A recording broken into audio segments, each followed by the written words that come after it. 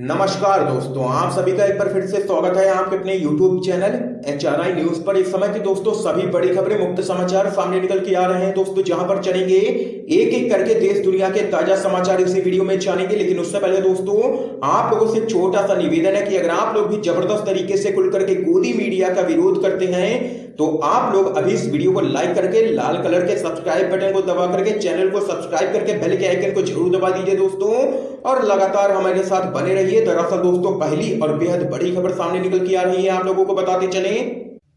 SBI सहित 5 बैंकों को बेच सकती है मोदी सरकार, कीर्ति आजाद बोले इंदिरा ने राष्ट्रीयकरण किया, मोदी सरकार बेच रही है। आप लोगों को दोस्तों बताते चले, देश में कोरोना काल के दौरान लगातार गिरती अर्थव्यवस्था को लेकर के मोदी सरकार विपक्ष के निशाने पर है और विपक्ष लगातार हमला भी कर रहा है। इस बीच एक बड़ी खबर यह सामने निकल के आ रही है कि केंद्र सरकार देश के 6 बड़े बैंकों की हिस्सेदारी बेचने की तैयारी कर रही है। आप लोगों को दोस्तों बताते चले, खबर के अनुसार इन बैंकों की हिस्सेदारी को 1 साल से 1.5 साल के बीच के अंतराल में बेचा जा सकता है। जानकारी के मुताबिक रिजर्व बैंक ऑफ इंडिया ने केंद्र सरकार को प्रस्ताव दिया है कि 6 बड़े सरकारी बैंकों की हिस्सेदारी को बेचा जाए, जिनमें state bank of India, Punjab national bank, union bank of India, Canara bank और बैंक ऑफ बड़ौदा शामिल है। आप लोगों को दोस्तों बताते चले, इस पूरे मामले में राजनेता कीर्ति आजाद ने ट्विटर पर मोदी सरकार पर निशाना साधा है। उन्होंने ट्वीट कर लिखा है कि मेरी न मानो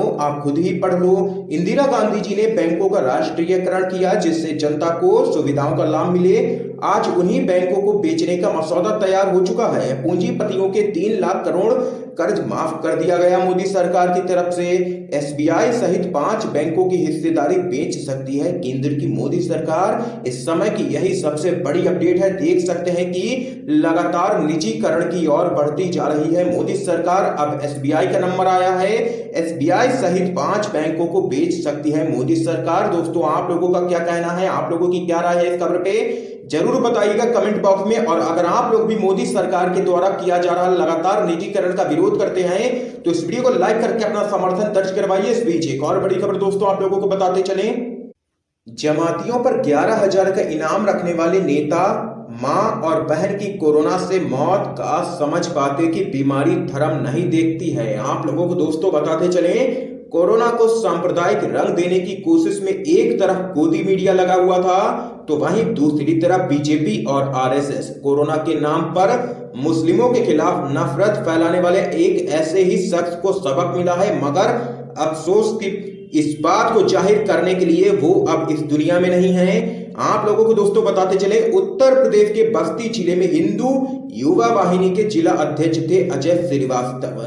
यह योगी आदित्यनाथ का बनाया हुआ संगठन है जो कि यूपी के CM हैं। अजय को अज्जू हिंदुस्तानी के नाम से भी जाना जाता था। इन्होंने घोषणा की थी कि जमाती पकड़वाने वाले को हिंदू युवा वाहिनी 11,000 रुपए इनाम देगी, क्योंकि साजिश के तहत जमाती और रोहिंग्या कोरोना फैला रहे हैं। साथ ही इन्होंने यज्ञ भी खूब कराए थे और इनको भरोसा था कि इससे कोरोना भाग जाएगा। जमातियों ने देश में कोरोना फैला दिया। यह बाकायदा केंद्र सरकार द्वारा प्रचारित था, जिसे बड़े कायदे से अंजाम दिया गया था और इसमें पूरी तरीके से मदद की गोदी मीडिया ने। अब आप लोगों को दोस्तों आगे बताते चले, तबलीगी मामला और देशबंदी के पहले सरकार ने कोरोना को मजाक में लिया। राहुल गांधी लगातार चेतावनी देते रहे लेकिन मोदी सरकार सोती रही। 2.5 महीने में कम से कम 20 लाख लोग भारत आए जो संभावित कोरोना कुरियर थे। प्रधानमंत्री ने खुद ट्रंप के स्वागत में जलसा करवाया, लेकिन RSS भाजपा को बीमारी तक को भी सांप्रदायिक रंग दे देने और दंगा करा देने में महारत हासिल है। उसने ऐसा किया भी।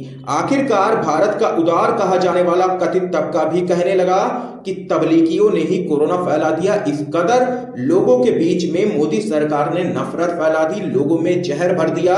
इस तरीके से RSS ने यहाँ पर देख सकते हैं कि यह घृणा इस हद तक फैले कि संयुक्त अरब अमीरात का राज परिवार भी इसमें कूद पड़ा और उसने जबरदस्त तरीके से विरोध भी जताया। फिर सरकार को सफाई देनी पड़ी इस पूरे मामले में, लेकिन नफरत इतनी फैल चुकी थी कि खाड़ी देशों में रहने वालों पर बनाई और वो लगातार अब खदेड़े जा रहे हैं वहां से। ध्यान रहे कि विदेश में रहने वाले भारतीयों में 70% लोग खाड़ी देशों यानी कि मुस्लिम कंट्रीज में रोजी रोटी कमाते हैं। तो यहाँ पर दोस्तों ये बड़ी खबर सामने निकल के आई है। जमातियों पर 11,000 का इनाम रखने वाले नेता और मां बहन की कोरोना से हो चुकी है मौत, लेकिन काश समझ पाते कि बीमारी धर्म नहीं देखती है। और यहाँ पर देख सकते हैं कि बीजेपी और आरएसएस और गोदी मीडिया ही सीधे तौर पर जिम्मेदार है देश में नफरत फैलाने के लिए, हिंदू मुसलमानों के बीच में खाई पैदा करने के लिए यही जिम्मेदार है। अगर आप लोग भी जबरदस्त तरीके से गोदी मीडिया का विरोध करते हैं तो इस वीडियो को लाइक करके अपना समर्थन दर्ज करवाइए। इस बीच एक और बड़ी अपडेट दोस्तों आप लोगों को बताते चलें। देश में कोरोना वायरस का आंकड़ा 20 लाख के भी पार पहुंचा, तो राहुल गांधी ने केंद्र की मोदी सरकार को घेरा। आप लोगों को दोस्तों बताते चले पूरे देश में कोरोना का तांडव जारी है।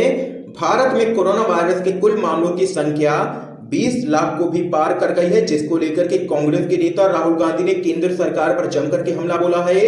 राहुल गांधी ने कहा है कि 20 लाख का आंकड़ा पार, गायब है मोदी सरकार। खास बात यहां पर यह है कि राहुल गांधी ने 17 जुलाई को ही कहा था कि अगर कोरोना की रफ्तार यही रही तो 10 अगस्त तक 20 लाख से अधिक लोग संक्रमित हो जाएंगे।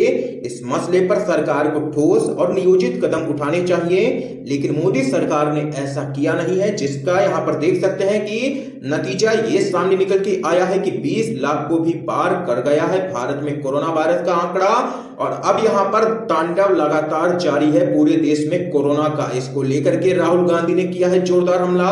इस बीच एक और बड़ी अपडेट दोस्तों जान लेते हैं।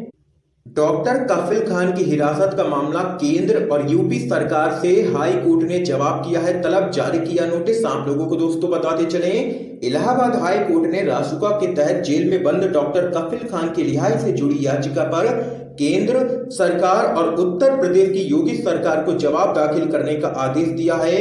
न्यायमूर्ति मनोज मिश्रा और न्यायमूर्ति दीपक वर्मा की पीठ ने डॉक्टर कफिल खान की मां नुजहत परवीन द्वारा दायर याचिका पर यह आदेश पारित किया है। अदालत ने इस मामले की अगली सुनवाई 19 अगस्त तय की है। दोस्तों अगर आप लोग भी यही मांग करते हैं कि जल्द से जल्द डॉक्टर कफिल खान को रिहा किया जाए तो आप लोग इस वीडियो को लाइक करके अपना समर्थन जरूर दर्ज करवाइए। इस बीच एक और बड़ी अपडेट दोस्तों आप लोगों को बताते चलें।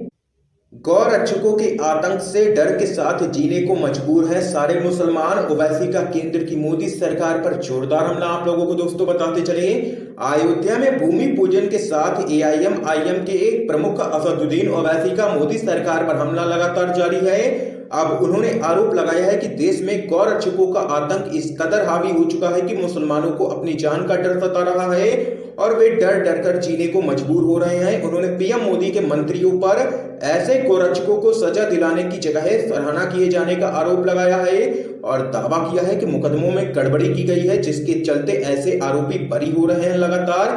ये यहाँ पर जोरदार हमला बोला है असदुद्दीन ओवैसी ने केंद्र की मोदी सरकार पर। तो वहीं दोस्तों एक और बड़ी जानकारी आप लोगों को बताते चले, प्रशांत भूषण के वकील ने सुप्रीम कोर्ट के अंदर ही खोली जजों की पोल, बोले गोगोई जैसों को राज्यसभा क्यों भेजा जाता है। आप लोगों को दोस्तों बताते चले, सर्वोच्च न्यायालय में प्रशांत भूषण के खिलाफ चल रही अवमानना की कार्रवाई के मुकदमे में प्रशांत भूषण के वकील दुष्यंत दवे ने बहुत ही जबरदस्त बातें कही हैं। उन्होंने कुछ जजों के समय में न्यायपालिका में ईमानदारी के अभाव को लेकर के जो आम धारणा बनी है उसके बारे में बात करते हुए कहा है कि राजनीतिक तौर पर संवेदनशील कुछ मामलों में आए फैसलों से ऐसा लगा है कि न्यायपालिका ने अपनी इज्जत खो दी है, गिरा ली है अपनी इज्जत। उन्होंने रंजन गोगोई के बारे में बात करते हुए कहा है कि उन्होंने राफेल, सीबीआई और अयोध्या मामले में केंद्र सरकार के पक्ष में फैसला दिया और बाद में राज्यसभा की सीट और Z+ सिक्योरिटी की सुरक्षा स्वीकार कर ली। इससे लोगों में आखिर क्या संदेश गया होगा। आप लोगों को दोस्तों आगे बताते चले, वकील दुष्यंत दवे यही नहीं रुके। उन्होंने आगे कहा कि केवल कुछ ही जजों को राजनीतिक रूप से संवेदनशील मामले क्यों दिए जाते हैं, जस्टिस नरीमन जैसे जज को ऐसे मामले क्यों नहीं दिए जाते हैं। आप लोगों को दोस्तों आगे बताते चलें, दुष्यंत दवे ने सुप्रीम कोर्ट में आगे कहा है कि आप लोग 130 करोड़ लोगों के अभिभावक हैं। इस देश के राजनीतिज्ञों के बारे में आप जानते हैं, वह कैसे हैं। अब यह आपके हाथ में है कि आप नागरिकों के अधिकार सुरक्षित रखते हैं कि नहीं। ये यहाँ पर तमाम बातें कही हैं, देख सकते हैं दुष्यंत दवे ने, और इस दौरान जमकर के लिया है जजों को निशाने पर और खास करके पूर्व सीजेआई रंजन गोगोई पर जोरदार हमला किया है यहाँ पर। इस बीच एक और बड़ी खबर दोस्तों आप लोगों को बताते चलें, अयोध्या में भूमि पूजन का न्यूयॉर्क में भारी विरोध। टाइम्स स्क्वायर पर उमड़ी भीड़। विरोध में लगाए गए जबरदस्त नारे, हाथों में लोग थामे रहे तख्तियां। आप लोगों को दोस्तों बताते चलें, अमेरिका के टाइम्स स्क्वायर पर मानवाधिकार संगठनों ने जबरदस्त तरीके से विरोध प्रदर्शन किया है। अयोध्या में राम मंदिर भूमि पूजन को लेकर के प्रदर्शनकारी भारी तादाद में तख्तियां संग उतरे और प्रतिष्ठित टाइम्स स्क्वायर पर जश्न के खिलाफ जमकर के नारेबाजी यहां पर की है।